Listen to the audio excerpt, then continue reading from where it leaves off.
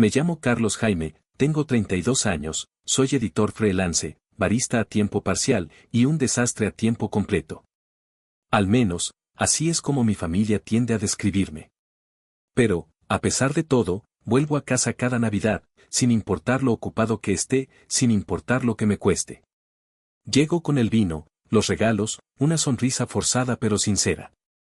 Me siento en el mismo sitio, en la misma mesa, como si todavía perteneciera a ese lugar, como si todavía formara parte de la familia Jaime.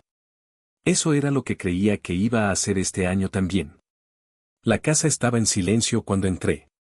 No un silencio acogedor, sino un silencio asterisco equivocado asterisco.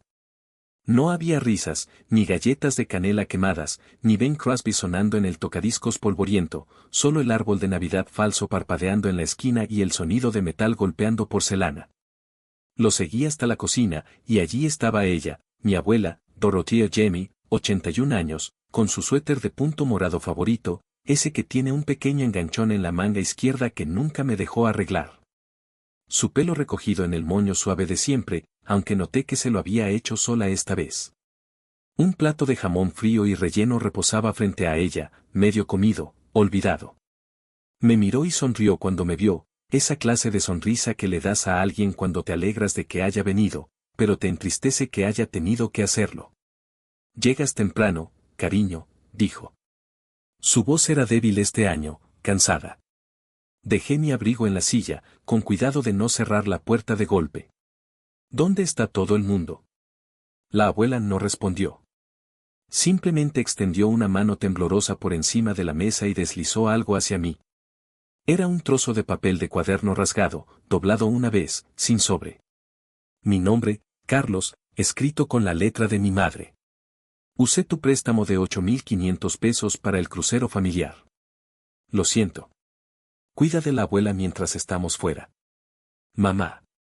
Mi madre, Elena, siempre ha tenido esa habilidad para hacer que la traición suene como un favor casual. Miré la nota, la leí una vez, y otra vez. Las palabras se difuminaban alrededor de préstamo y crucero. Ese dinero era para mi cirugía dental. Llevaba 2 años posponiéndola, trabajando de noche, saltándome comidas, conduciendo Uber en la nieve. Por fin había ahorrado lo suficiente, cada dólar era mío, y lo habían gastado en unas vacaciones. Miré a la abuela. Estaba sujetando su zumo de naranja con ambas manos, ahora con cuidado de no derramarlo. Supongo que pensaron que no te importaría, dijo suavemente. Me senté lentamente. La silla de la cocina estaba más fría de lo que recordaba. Te dejaron aquí, susurré. No respondió de inmediato, simplemente dobló la servilleta sobre su regazo como si fuera domingo y tuviéramos visita. Luego me miró, tranquila, con los ojos claros. Lo arreglaremos, dijo. No dijo lo siento, ni déjalo pasar, solo lo arreglaremos. Y, de alguna manera, eso rompió algo en mí mucho más profundo que el dinero jamás podría haberlo hecho. Asentí, no porque tuviera un plan, sino porque, por primera vez en años, no estaba solo en esa mesa. Nos sentamos allí durante mucho tiempo esa noche, yo mirando ese trozo de papel rasgado como si pudiera cambiar si lo miraba con suficiente intensidad. La abuela Dorotea masticaba silenciosamente su jamón frío como si la decepción fuera solo otra cosa que aprendías a tragar. Debería haber dicho algo, pero ¿qué dices cuando tu familia te roba y te deja una persona para amar como premio de consolación? Le quité el plato, lo calenté en el microondas, le busqué un tenedor limpio. Fue una cosa tan pequeña, pero sus ojos se suavizaron cuando se lo devolví. Siempre te acordabas de las pequeñas cosas, dijo. No se refería al tenedor. Se refería a las cientos de otras cosas que yo recordaba cuando nadie más lo hacía, como que le gustaba que su té se infusionara durante 5 minutos exactos, que su artritis se agudizaba cuando llovía, que todavía se estremecía cuando alguien cerraba un armario con demasiada fuerza porque el abuelo solía dar portazos antes de irse para siempre. Volví a sentarme frente a ella, con la nota todavía entre nosotros. No creo que tuvieran la intención de ser crueles, dije en voz baja. La abuela dio un largo sorbo a su té y arqueó una ceja. Era una respuesta tan elocuente como un sermón. Claro, cariño, dijo ella. Por supuesto que lo hicieron. Es la única forma en que saben ser.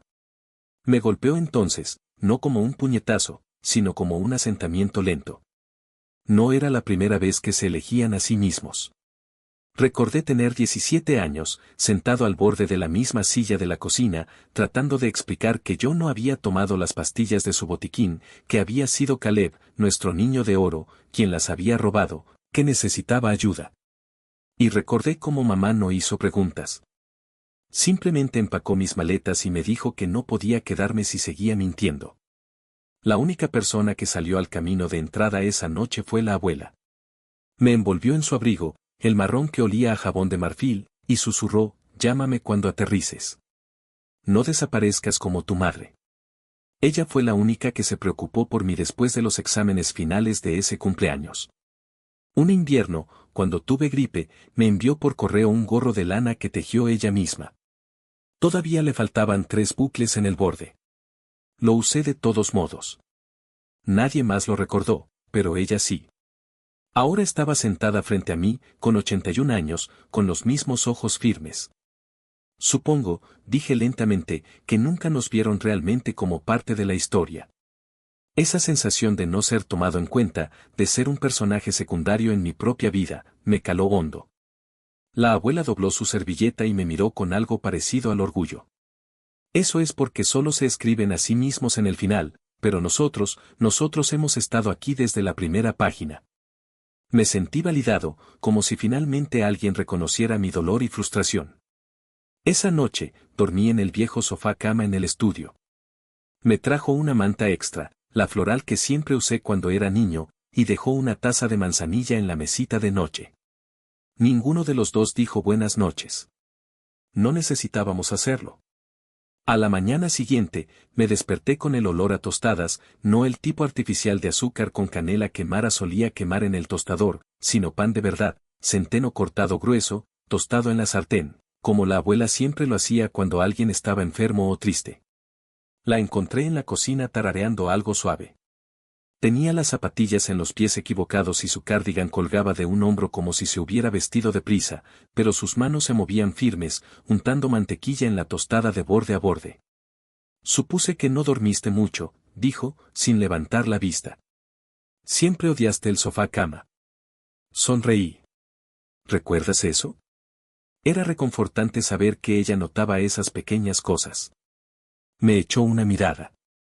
Te recuerdo. Deslizó el plato hacia mí y luego, como si nada, colocó una vieja caja de madera sobre la mesa, descolorida, polvorienta. No la había visto en años. Dentro había papeles, formularios de impuestos, extractos bancarios, sobres con notas adhesivas. La abuela metió la mano y sacó un pequeño cuaderno verde. Su letra llenaba cada página, listas de la compra, cambios de medicación, fechas, contraseñas. Pasó a una página etiquetada como 2016, el año en que empezaron a usarme. Aquí es donde empezamos, dijo. No pregunté cómo sabía lo que estaba pensando. Simplemente lo sabía.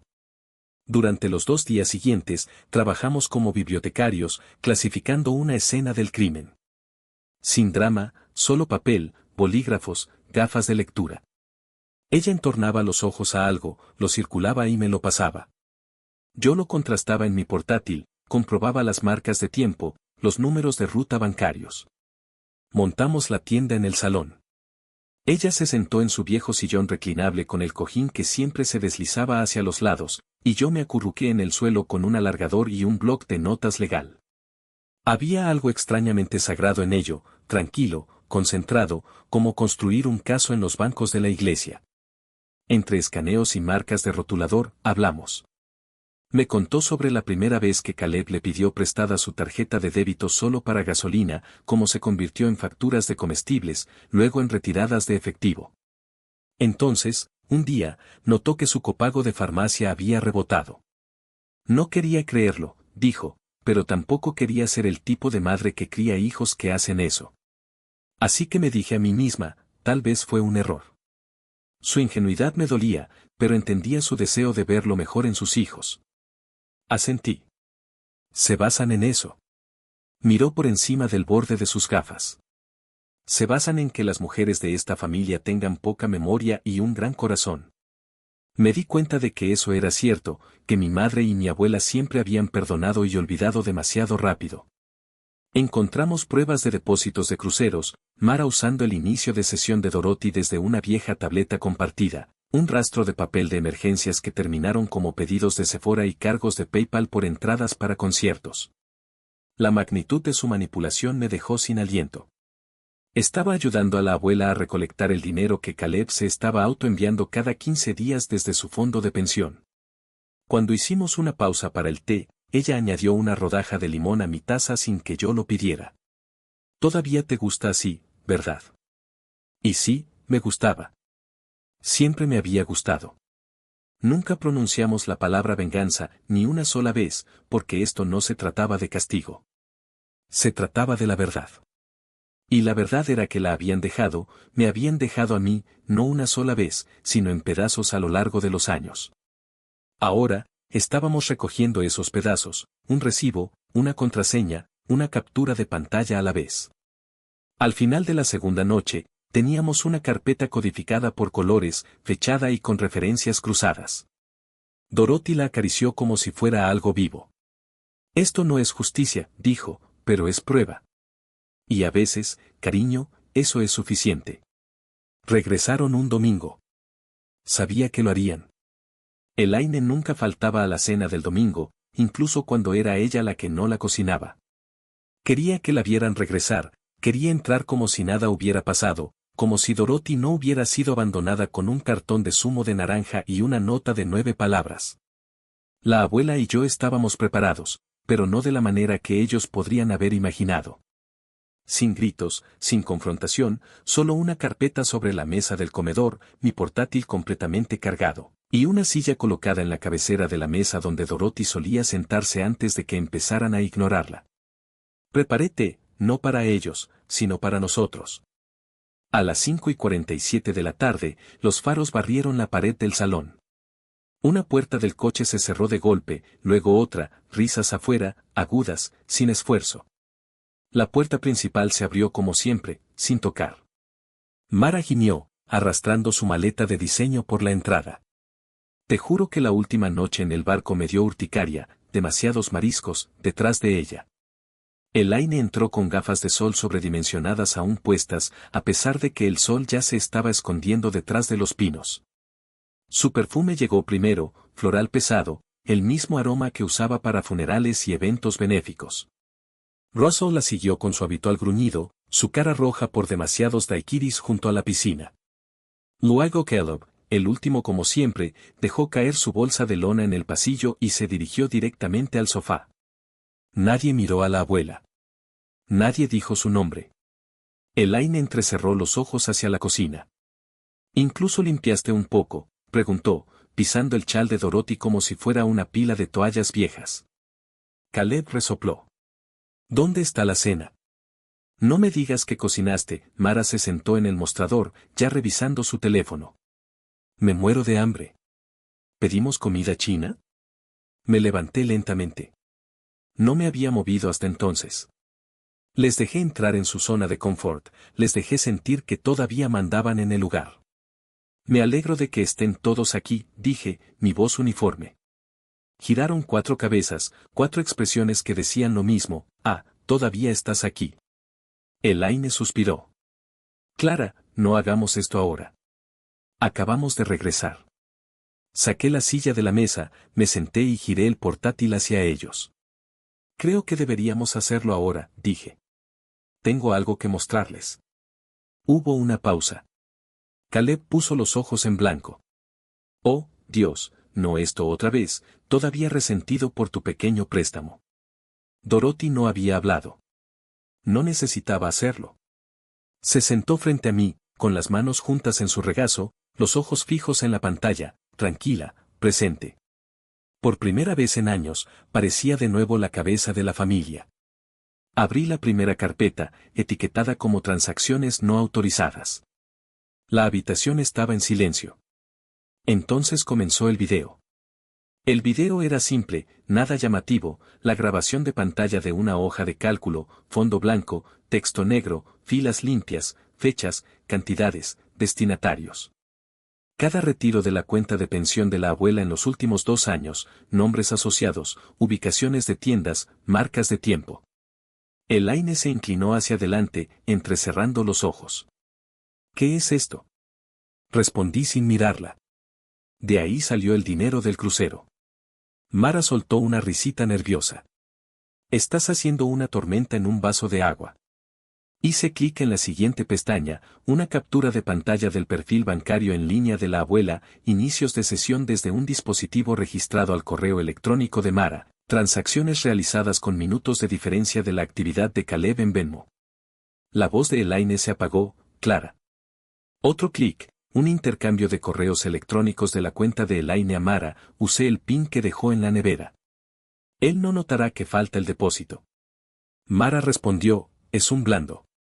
Además, ¿quién deja a la abuela sola en Navidad? La habitación pareció encogerse. Abrí el archivo de audio, le di a reproducir. La voz de Callie, la esposa de Caleb, temblorosa pero clara. No quería ir.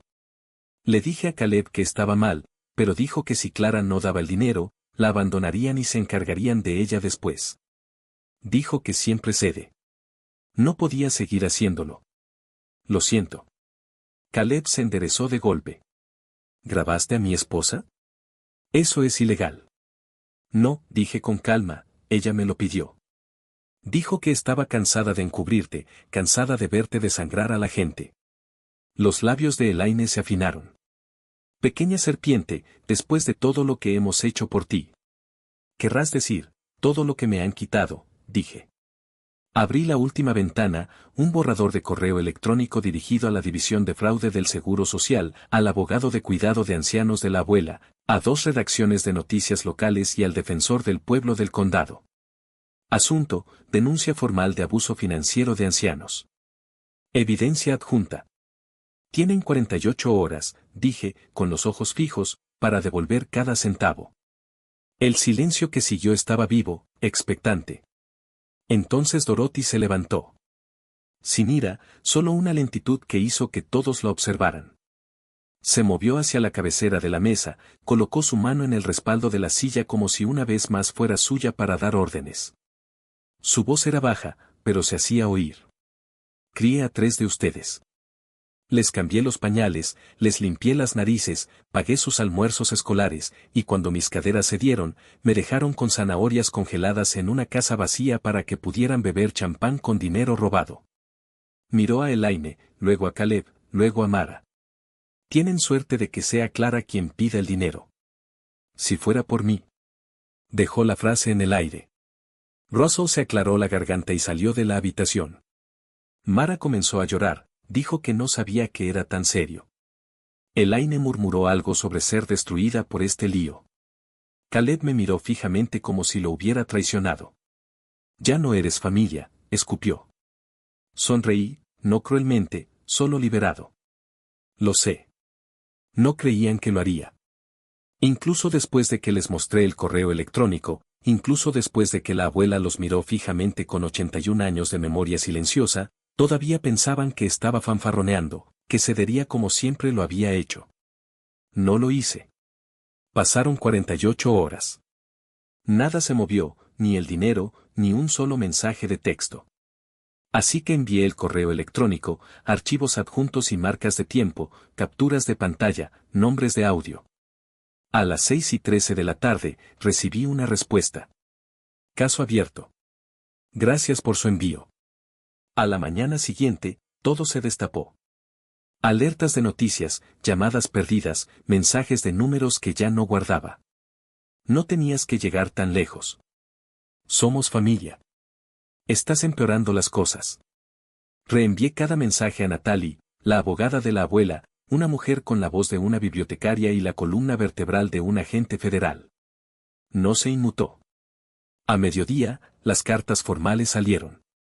Abuso de ancianos, retiros no autorizados, tergiversación financiera, la cantidad adeudada con intereses y comisiones, $14,322. Al caer la noche, Elaine apareció en la puerta. No llamó. Allí estaba, con el maquillaje corrido del día anterior y un abrigo que no le veía desde 2012. Traje un cheque, dijo, la voz áspera, de $8.500. No pidas más. No extendí la mano para tomarlo. Ella me metió el sobre en la mano a la fuerza. Le estás dando la espalda a tu madre, siseó. Salí, cerré la puerta tras de mí, la miré a los ojos y dije, no, le estoy dando la espalda a una ladrona. 2 días después, Mara envió una transferencia electrónica, 4 pagos espaciados con una semana de diferencia. Su empleador había encontrado el artículo, aquel con el titular, Familia roba la pensión de la abuela, expuesta por el nieto mayor. El nombre de Mara aparecía en las capturas de pantalla, sus comentarios, sus correos electrónicos. Me suplicó que retirara la historia. Le dije que hiciera el próximo pago a tiempo. Caleb fue el último. Publicó en las redes sociales sobre hermanos tóxicos y traición familiar, con música dramática incluida. Consiguió 3 me gusta. Luego Callie, su esposa, lo dejó. Ella me llamó esa misma noche. Siento haber tardado tanto, me dijo, pero verte hacer esto me hizo darme cuenta de que no tengo que seguir teniendo miedo. La ayudé a encontrar un lugar, sin condiciones. Al cabo de 2 semanas, cada $1 había sido devuelto. Usé parte de ese dinero para arreglarme los dientes de una vez por todas, le compré a Dorothy un sillón elevador adecuado, pagué a una enfermera a domicilio para que la visitara 2 veces por semana. El resto fue a una cuenta conjunta, solo nuestros nombres en ella, los nuestros y los de nadie más. Cuando le mostré el papeleo, se quedó mirándolo durante mucho tiempo. Me lo quitaron todo, susurró, pero no te quitaron a ti. Nos mudamos esa primavera, a un apartamento pequeño, de una sola planta, tranquilo, 2 habitaciones, una para ella, una para mí. Ella llamaba a la suya el fuerte, la llenó de colchas viejas, fotos descoloridas y el ángel de cerámica que le regalé cuando tenía 7 años. Íbamos juntos a hacer la compra. Escogía las latas de sopa como si fueran piedras preciosas. Cada vez que encontraba una gaseosa de jengibre en oferta, me daba un codazo y decía, siempre te gustó esto, incluso cuando jurabas que no. Una noche, llamó a mi puerta, se sentó lentamente en la cama. ¿Cuándo viste la nota?, me preguntó, ¿por qué no te fuiste? Pensé durante un largo rato. Luego dije, porque recordé quién era antes de que me hicieran olvidarlo. Extendió la mano, me tocó la mano. Por una vez, estoy orgullosa de ti, dijo, no por el dinero, sino porque seguiste siendo bueno. Eso rompió algo blando en mí, algo que no había emitido un sonido en años. Nunca volvieron a llamar, ni en mi cumpleaños, ni en el suyo, ni siquiera cuando el artículo llegó al boletín estatal. Pero supe a través de un primo que Elaine intentó iniciar un blog de cocina. Duró 2 publicaciones. Mara cambió su nombre en LinkedIn. El salario de Caleb fue embargado. Seguían intentando reescribir la historia, pero yo tenía los recibos, y la verdad ya estaba ahí fuera. A veces la gente me pregunta si me arrepiento de lo que hice. No me arrepiento, porque ese apartamento tranquilo, la forma en que Dorothy tararea cuando dobla la ropa, la forma en que nos sentamos a cenar sin necesidad de hablar, eso es paz. Y por primera vez en mi vida, no siento que estoy sobreviviendo a la familia.